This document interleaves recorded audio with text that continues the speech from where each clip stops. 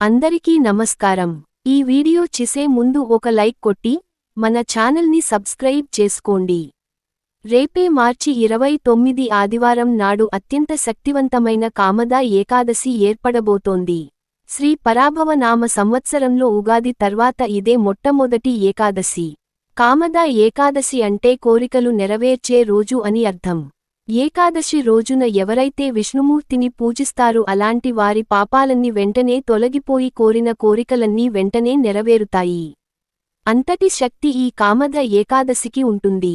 ఈ వీడియో మీ కంటపడిందంటే మీరు చాలా అదృష్టవంతులని చెప్పవచ్చు। కాబట్టి ఏకాదశి పూజా విధానం, పాటించాల్సిన నియమాల గురించి ఈ వీడియోలో పూర్తిగా తెలుసుకుందాం। ముందుగా ఈ వీడియోకి ఒక లైక్ కొట్టి ప్రతి ఒక్కరూ ఓం నమఃశివాయ అని కామెంట్ చేయండి। రేపే మార్చి 29న ఆదివారం నాడు కామద ఏకాదశి ఏర్పడింది। ఈరోజు విష్ణుమూర్తిని పూజిస్తే కోటి జన్మల పుణ్య ఫలితం లభిస్తుంది। అలాగే కోరిన కోరికలన్నీ నెరవేరుతాయి। కాబట్టి ఈ ఆదివారం నాడు స్త్రీలు ఉదయాన్నే నిద్ర లేచి ఇంట్లో దీపారాధన చేసుకోండి। ఏకాదశి రోజున ఉదయం స్నానం చేసేటప్పుడు నీటిలో చిటికెడు పసుపు కలిపి స్నానం చేయండి।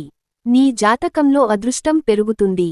అలాగే శని దోషాలతో ఇబ్బంది పడేవారు నీటిలో నల్ల నువ్వులు కలిపి స్నానం చేయండి।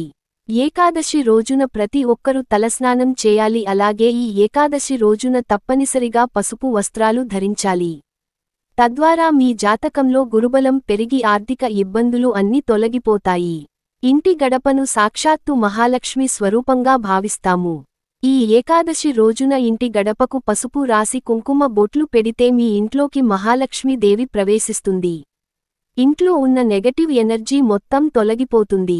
ఏకాదశి రోజున ఇంటి గడపకు పసుపు రాస్తే ఆడవారికి దీర్ఘసుమంగళ యోగం సిద్ధిస్తుంది।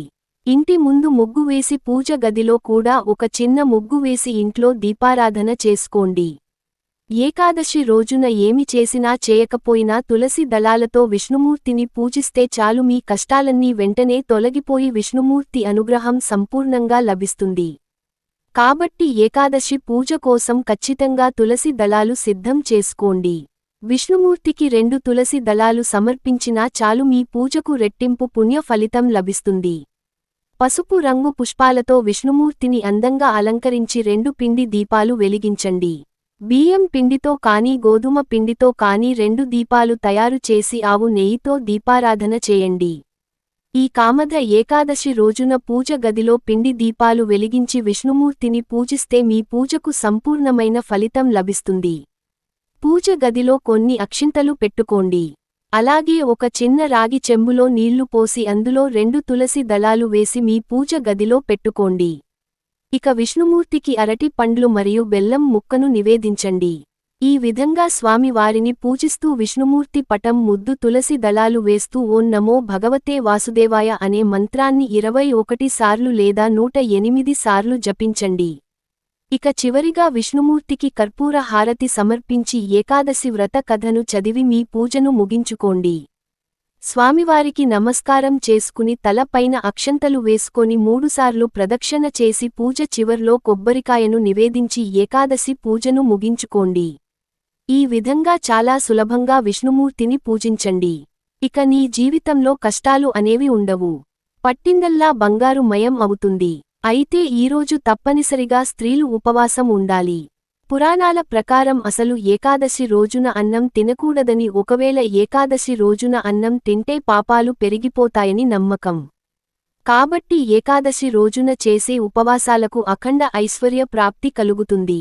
అయితే ఉపవాసం ఉండలేని వారు ఉల్లిపాయ, వెల్లుల్లి, బియ్యం మరియు గోధుమలు ఈ పదార్థాలు లేకుండా ఆహారం తీసుకోండి।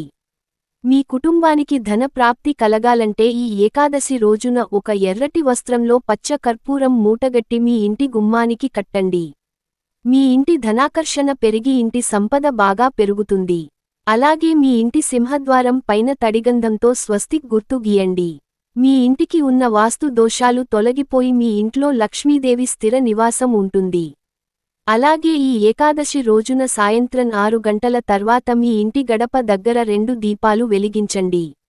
ఏకాదశి రోజున ఇంటి ముందు దీపాలు వెలిగిస్తే మీ కుటుంబం మొత్తానికి శుభ ఫలితాలు కలుగుతాయి। అలాగే ఈ ఏకాదశి రోజు సాయంత్రం సమయంలో తులసిపోటను పూజిస్తే భోగభాగ్యాలు సిద్ధిస్తాయి. ముఖ్యంగా వ్యాపారాలు చేసేవారు ఓం నమో భగవతే వాసుదేవాయ అనే మంత్రాన్ని జపిస్తూ తులసికోటకు 108 ప్రదక్షిణాలు చేయండి. మీ వ్యాపారంలో లాభాలు పెరుగుతాయి.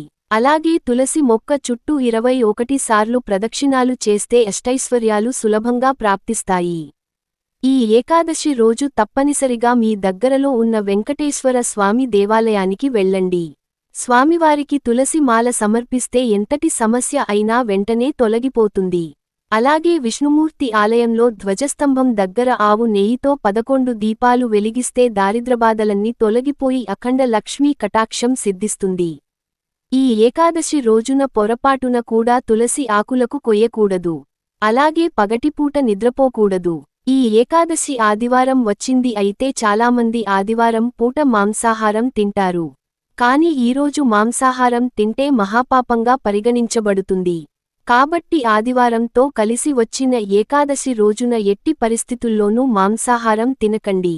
ఏకాదశి రోజున జుట్టు కత్తిరించటం గోర్లు కత్తిరించడం చేయకండి. దీనివల్ల మీ ఆయుష్షు క్షీణిస్తుంది. ఈ ఏకాదశి రోజున మీ బీరువాలో డబ్బు పెట్టే ప్రదేశంలో 2 లవంగాలు ఒక చిన్న కర్పూరం పెట్టండి. ఈ సువాసనకు లక్ష్మీదేవి ఆకర్షించి మీ ఇంటి ఆదాయం పెరుగుతుంది. అలాగే ఏకాదశి రోజున బీరువాలో ఆఖరిలో ఎరుపు రంగు వస్త్రాన్ని పరిచి ఆ వస్త్రం పైన డబ్బు నగలు పెట్టుకోండి. ఇలా చేస్తే మీ ఇంట్లో అనవసరపు ఖర్చులు తగ్గి ఇంటి ఆదాయం స్థిరంగా ఉంటుంది. అలాగే ఏకాదశి రోజున బియ్యం కొనకూడదు. నల్లటి వస్తువులు కూడా కొనకూడదు. ముఖ్యంగా కత్తులు, కత్తెరలో వంటి పదులైన వస్తువులు కొనకూడదు. దీనివల్ల మీ ఇంట్లో గొడవలు ఏర్పడతాయి. కాని ఈ కామద ఏకాదశి రోజున పసుపు కొంటే చాలా మంచిది. దీనివల్ల మీ ఇంటి ఆర్థిక పరిస్థితి మెరుగుపడుతుంది. రావి చెట్టులో త్రిమూర్తులు కొలువై ఉంటారు కాబట్టి ఈ ఏకాదశి రోజున రావి చెట్టుకు నీళ్లు పోసి ప్రదక్షిణాలు చేస్తే పితృదోషాలు తొలగిపోయి తరతరాలు తరగని ఐశ్వర్యం ప్రాప్తి కలుగుతుంది. ముఖ్యంగా ఈ ఏకాదశి రోజున రావి చెట్టుకు 7 ప్రదక్షిణాలు చేస్తే మీ మనసులోని కోరికలు ఖచ్చితంగా నెరవేరుతాయి. ఇక భార్యాభర్తల మధ్య గొడవలు ఉన్నవారు రావి చెట్టుకు పసుపు దారాన్ని కట్టండి. భార్యాభర్తల మధ్య గొడవలు తగ్గి సఖ్యత పెరుగుతుంది. అలాగే ఒక రావి ఆకు పైన గంధంతో శ్రీ అని రాసి మీ పర్సులో పెట్టుకోండి. ఇలా చేస్తే వృధా ఖర్చులు తగ్గి మీ ధనం రెట్టింపు అవుతుంది. ఏకాదశి రోజున ఇంట్లో ఉన్న ఆడపిల్లలు కాళ్లకు పసుపు రాసుకోవాలి. అలాగే ఈ కామద ఏకాదశి రోజున గోమాతకు అరటి పండ్లు తినిపించి నమస్కారం చేసుకుంటే 33 కోట్ల మంది దేవతలు అనుగ్రహం సులభంగా కలుగుతుంది. అన్నిటికన్నా ముఖ్యంగా ఈ కామద ఏకాదశి రోజున విష్ణు స్వరూపమైన తాబేలు విగ్రహాన్ని తెచ్చుకొని మీ పూజ గదిలో ఉత్తర ముఖంగా పెట్టుకోండి. మీ కుటుంబంపై విష్ణుమూర్తి అనుగ్రహం సంపూర్ణంగా లభిస్తుంది.